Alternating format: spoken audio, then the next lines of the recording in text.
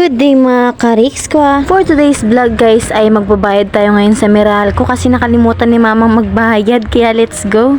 Mamimili rin po pala ako dyan mamaya sa palengke pero bago yan dito muna tayo sa Meralco. After ko naman pong magbayad sa Meralco ay uuwi po muna tayo. Pero bago yan bumili rin po pala ako dyan ng donut kasi wala pa akong almusal. Biglaan lang din po pala kasi yung pagpapapunta sa akin ni mama sa Meralco. Kaya hindi rin po ako nabigyan ni mama ng pambili ng gamis at mga laruan niya.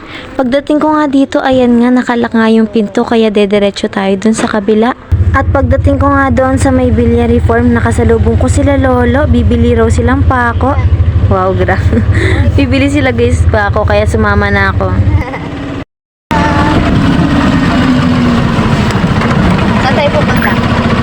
Bibili pa ako. Ha? Bibili pa ako. Kasama rin po pala dyan ni lolo si Chan Chan.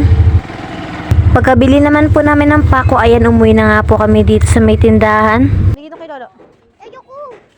Nandito rin po pala sila Kuya Toto at Tito Orlando. Ayan, inaayos po nila yung kabila.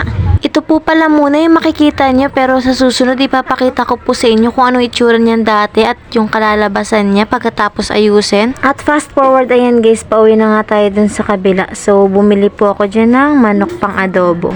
At fast forward ulit guys, ayan si ate nyo naka-outfit na. Ready na tayo para pumuntang bayan. Kaya ayan mga ka-Riks ko, samahan nyo po akong mamili. Dito na lang din po pala ako sasakay sa may Makawili.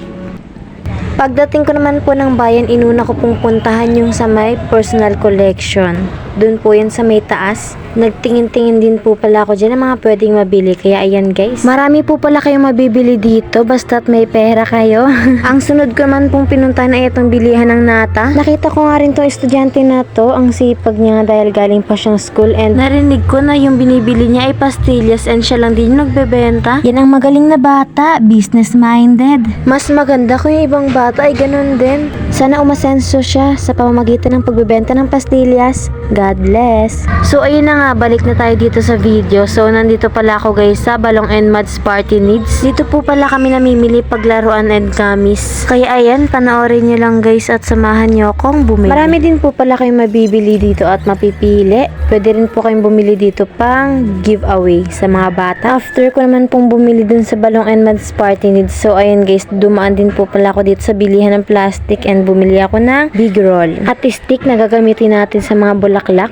Dito na rin po pala ako sasakay sa jeep. So ang baba natin ay sa Natividad. At dito nga mga ka-Riks ko dahil anong oras na and na traffic pa kami sa daan, sa kalsada. So ayan, inabot na ako ng gabi. Grabe kung titignan nyo, kala mo kung saan ako galing yun na. Inabot ng gabi. Time check, 6:20 na nga dyan guys. Nasa lab ako ng Bartolome. At ayun na nga mga ka-Riks ko, nandito na tayo sa tindahan ni mama. And kita nyo naman, wala na mga gamis. Kaya buti na lang. At hanggang dito na lang mga ka-Riks ko. Thank you for watching. God bless and kita-kits po sa susunod na vlog. Bye bye.